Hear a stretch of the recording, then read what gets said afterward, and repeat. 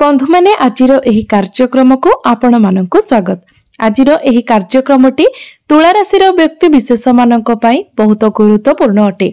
कारण देवता मानकर गुरु देवगुरु बृहस्पति एक वर्ष परे निजर राशि परिवर्तन करबा पई जाउछंती। वृष राशि मिथुन राशि को प्रवेश करबा पई जाउछंती।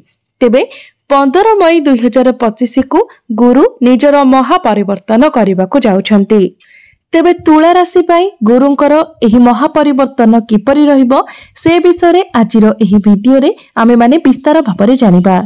तुला राशिर केउ भाबरे गुरु गोचर करिवे एवं केउ सब भाव उपर को गुरुंकर दृष्टि रहिबो, एहा फलरे आपनकु केउ सब फलाफल मिलिबो एवं आपनक जीवन रे केउ सब परिवर्तन हेबो से विषय आजिर एही वीडियो रे आमे माने जानिबा।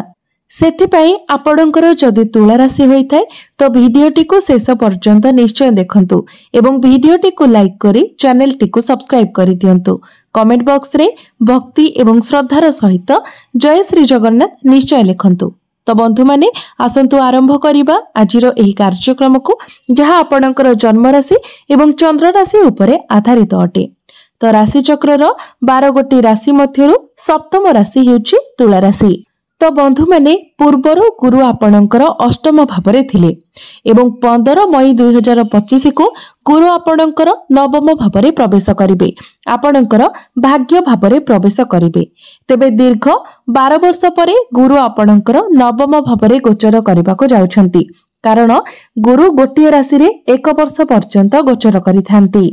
तो बंधु माने गुरु आपणकर अष्टम भावरे शत्रु भावरे विराजमान थिले। तो सेतेबेले आपणको अधिक समय पेट जनित समस्या देखा देउथिबो।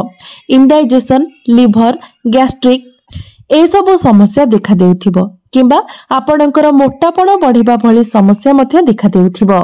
खाइबा पीबारे आपण कंट्रोल करि पारु नथिबे किंबा एही समय मध्यरे आपण अधिक बाहर खाद्य खाउथिबे किंबा जदि आपण कोनोसी कंपटीशन ने पार्टिसिपेट करूथिले तो सेथिरे आपण सक्सेस होई पारु नथिले एवं प्रेजेंटेशन मध्य आपण भल भाबरे देई पारु नथिले।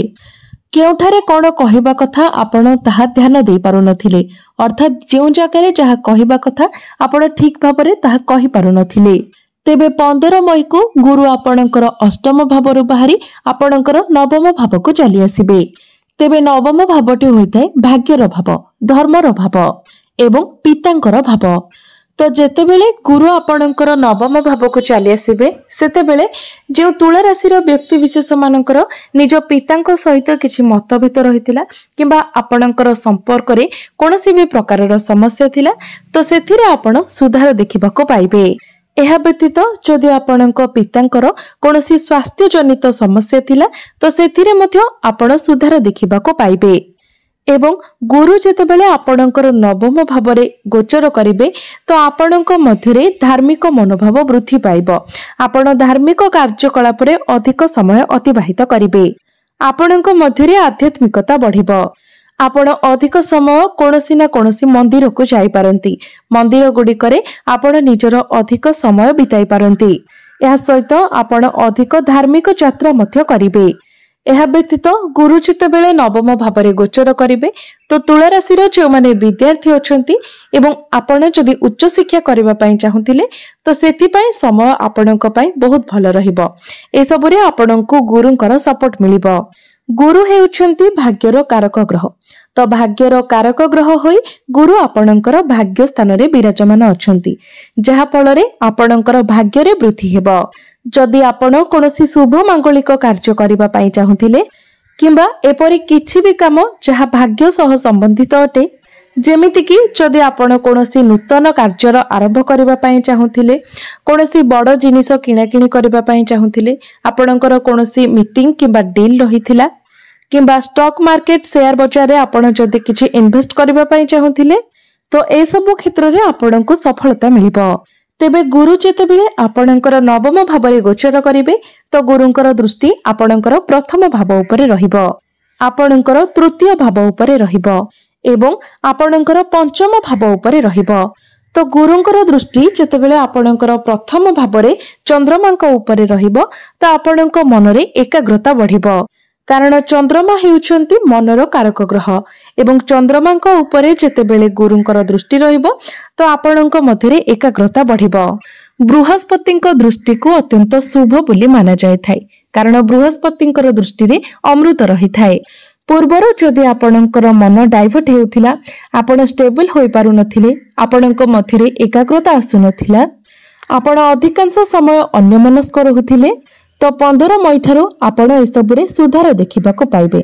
आपणकर मनरे स्थिरता आसीबो आपणक मध्यरे ज्ञान मध्य बढ़िबो। तो आपण जदि कोनोसी कंपटीशन रे पार्टिसिपेट करंती तो सेथिरे मध्य आपणको सफलता मिलिबो। एहा व्यतीत कार्य क्षेत्र रे आपणको आपणकर सीनियर होंतु किमा आपणकर बॉस कर आपणको सपोर्ट मिलिबो। गुरु हेउछंती आपणकर तृतीय भावर अधिपति एवं तृतीय भावर अधिपति होई गुरुंकर दृष्टि तृतीय भाव उपर को रहिबो। तो जदि आपण कोनोसी ऑनलाइन काम करूछंती तो सेथिरे आपणको बहुत अधिक सफलता मिलिबो। छोट भाई भौणी मानक सहित आपणकर संपर्क मजबूत हेबो सेमानक ठारू आपणको सहयोग मिलिबो। जदि आपण टूर एंड ट्रैवल कार्य करूछंती मार्केटिंग रो काम करूछंती तो गुरुंकर एही राशि परिवर्तन आपणक पई बहुत ही सपोर्टिव रहिबो। तेबे एही समय आपणकर शत्रु संख्या बढ़ी पारंती आपणक विरुद्ध रे किछि तेबे ए सब आपणक ऊपर किछि खराब प्रभाव पकाई परिबो नाही आपणकर सेमिति किछि समस्या हेबो नाही। तेनो ए सब रे आपण अधिक ध्यान न दे केवल निजर लक्ष्य ऊपर ही ध्यान दियंतु। एही समय आपण अधिक छोट छोट भ्रमण करि पारंती।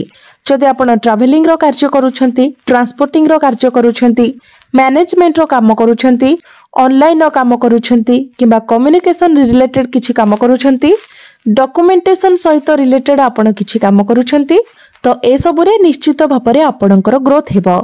तो बंधु माने सबुठारु बड़ कथा हेउछि आपणकर राशि रे शनि दशा नाही शनि अढेई नाही कि शनि 7.5 मध्य नाही। तो गुरुंकर दृष्टि आपणकर पंचम भाव उपरे मध्य रहुछि।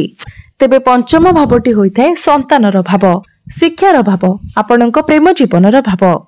तो गुरुंकर दृष्टि पंचम भावरे पड़िबा हेतु मो पूर्वरु ही कहि सारिछि जे जे माने विद्यार्थी अछंती सेमानक पई उच्च शिक्षा बहुत भलो रहिबो।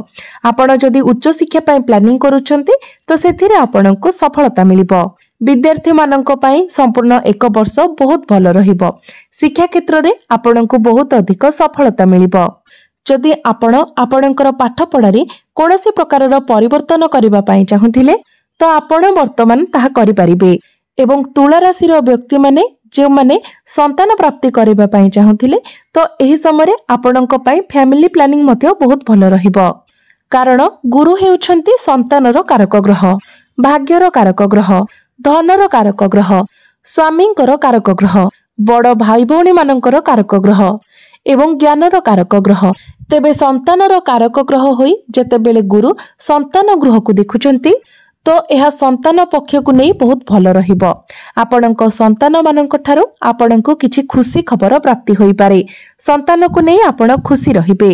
एवं प्रेम जीवन जदि कहिबा तो आपणक प्रेम जीवन रे जदि पूर्वरु कोनोसी प्रकारर समस्या थिला आपणक मध्यरे जदि कथावार्ता बंद होई जायतिला तो 15 मई परे एसबुरे मध्य आपण परिवर्तन देखिबाको पाइबे सुधार देखिबाको पाइबे। आपणकर प्रेम जीवन रे मधुरता आसीबो।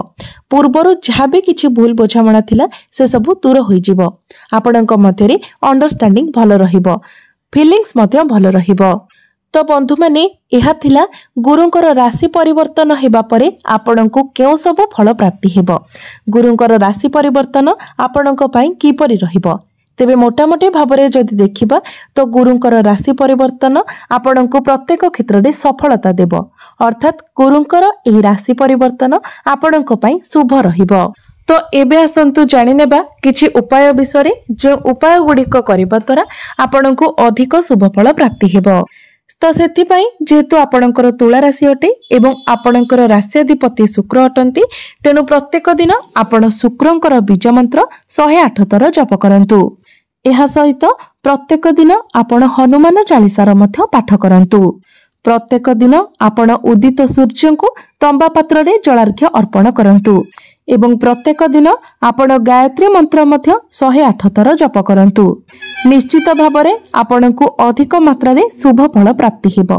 तो बंधु माने आपणकर जीवन मंगलमय हो, यह ही ईश्वर निकटरे मोर प्रार्थना।